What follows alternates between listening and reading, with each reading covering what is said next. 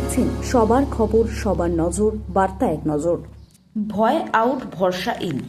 নির্বাচনী প্রচারে এই স্লোগানে বাস্তব হচ্ছে সপ্তগ্রাম জুড়ে। সপ্তগ্রাম শপথ গ্রহণ করার পর থেকে এলাকায় বিভিন্ন অভিযোগে ছুটে বেড়াচ্ছেন সপ্তগ্রামের বিধায়ক স্বরাজ ঘোষ।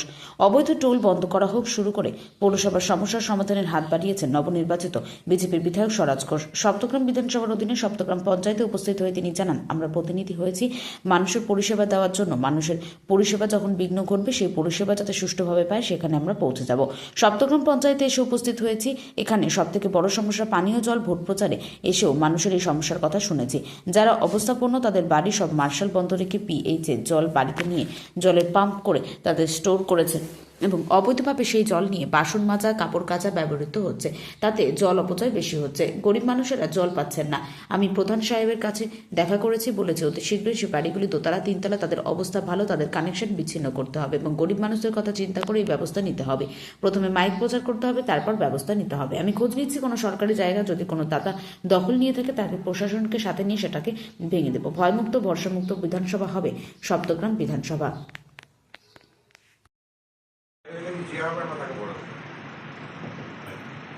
আমরা আছি প্রয়োজনে আমরা আমাদের মগরা থানাতে আমরা একটা লেডিস থানা কাউন্টার বাড়ানোর প্রস্তাব দিয়েছি। প্রত্যেক জায়গাতে মেয়েরা সেখানে গিয়ে তাদের অভিযোগ জানাতে পারে।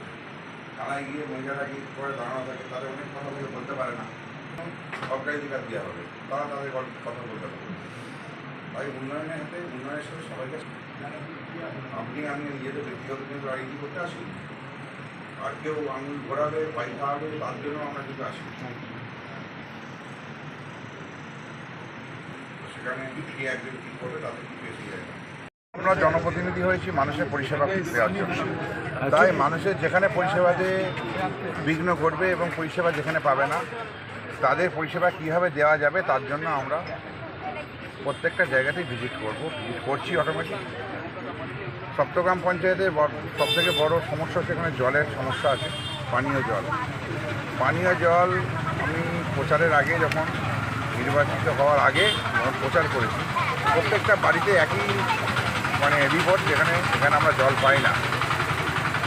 সপ্তগ্রাম পঞ্চায়েত এলাকায় যারা অবস্থাপন্ন এবং যাদের পিএইচি পানীয় জলের প্রয়োজন নেই, বাড়িতে সাবমার্সিবল পাম্প আছে, তারা বাড়ির সাবমার্সিবল পাম্পগুলোকে বন্ধ রেখে পিএইচির কাছ থেকে জলগুলোকে নেয়, মোটর চালিয়ে বাড়ির ছাদের উপরে তোলে এবং সেইগুলোতে বাসন মাজা থেকে আরম্ভ করে টোটাল বাড়ির কাজ সেই জলেতে হয়।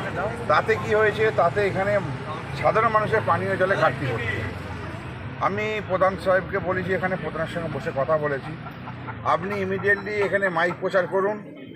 মাইক প্রচার করিয়ে এলাকাকে বলুন, যারা যারা এখানে জল মোটর লাগিয়ে ছাদে তুলছে, বাড়ির দোতলা ছাদ, তিনতলা বাড়ি যাদের আছে, তারাও ওই জল ইউজ করছে, তাদের জন্য কিন্তু নয়। তাদের বাড়িতে সাবমার্সিবল পাম্প আছে, তাদের জলের ডিসকানেক্ট করতে হবে এবং গরিব মানুষরা যারা জল পাচ্ছে না তাদেরকে কানেকশান দিতে হবে। জল তাদের জন্য সবসময় অ্যাভেলেবেল রাখতে হবে। তার জন্য মাইক প্রচার হবে এবং প্রশাসনকে এই নিয়ে আমি থানাকেও বলবো, তারাও এই কাজে সাহায্য করবে। মানুষের পাশে থেকে সবসময় সহযোগিতা যাদের করতে পারে তার জন্য আমি পূর্ণ আশ্বাস দিচ্ছি। আমি আছি পঞ্চায়েতের পাশে, প্রত্যেকটা সদস্যর পাশে। দলে এখানে হয়তো বিরোধী দল আছে যারা, তাদেরকে আমি বলেছি যে আপনারা আগে পঞ্চায়েতে আছেন, আপনারাই কাজ করবেন, আপনাদের সব কিছু সহযোগিতা আমি করবো এবং তার সাথে আমাদের যারা পঞ্চায়েত বিরোধী আমরা যারা আছি, ভারতীয় জনতা পার্টির যে সমস্ত সদস্যরা আছে, তারা তাদের সঙ্গে হাত মিলিয়ে কাজ করবে এবং পঞ্চায়েতে একটা কোর কমিটি তৈরি হবে। সেই কমিটিতে আমাদের পলিটিক্যাল দিক থেকে, সেখানে আমার জেলা অফিসে পলিটিক্যাল তরফ থেকে এখানে এক কমিটিতে কিছু ছেলে থাকবে, তারা এটাকে দেখাশোনা করবে। তেমনি সমগ্র মানুষ এই পঞ্চায়েতকে, এই এলাকার মানুষ এই পঞ্চায়েতের সাথে থেকে পঞ্চায়েতের আগামী দিন যাতে মানুষের ঘরে জল যায়, যাতে এখানেতে বন্যা কবলিত এলাকার যে ড্রেনেজগুলো ভর্তি হয়ে যায়, সেই ড্রেনেজগুলোকে সবসময় পরিষ্কার রাখার ব্যবস্থা। যদি কোনো যে সমস্ত খালগুলো আছে, নিকাশি ব্যবস্থা, সেই ব্যবস্থাকে ঠিক করতে হবে। কারণ নিকাশি ব্যবস্থা ঠিক না হলে এলাকায় জল জমে গিয়ে বন্যা হওয়ার সম্ভাবনা বেশি আছে। সমস্ত বিষয় নিয়ে প্রধানের সঙ্গে কথা হয়েছে। প্রধানকে বলেছি আপনার সমস্যাগুলো আপনি আমাকে লিখিত আকারে জানাবেন আমি যতটা পারি আমরা আমার সাধ্যমতো সমস্ত জায়গায় আমি চেষ্টা করব সমস্যার সমাধান করার, এবং বিধায়ক হিসেবে আপনার পাশে আছি। আপনি কাজ করুন, মানুষের সাথে থাকুন, মানুষের যা যা নিত্য প্রয়োজনীয়, এবং পঞ্চায়েতে কোনো দুর্নীতি যেন না হয়, দুর্নীতি শূন্য হতে হবে, দুর্নীতি মুক্ত পঞ্চায়েত হবে, এবং এলাকায় যে সমস্ত দাদা ভাইদের কথা চলে, অনেক সরকারি জায়গা আছে যেগুলোকে দখল করে রেখে দিয়েছে, সেইগুলোকে খালি করতে হবে। পথশ্রীর যে ঘরটরগুলো আছে সেগুলোকে যদি অন্য কারো আন্ডারে চলে যায় সেগুলোকে খালি করে পঞ্চায়েতের ফান্ড বাড়াবার জন্য সেইগুলোকে মানুষের বিভিন্ন ওকেশানেতে ভাড়া দেওয়ার ব্যবস্থা করা হবে, সেখান থেকে ফান্ড উঠবে পঞ্চায়েত ডেভেলপমেন্টে।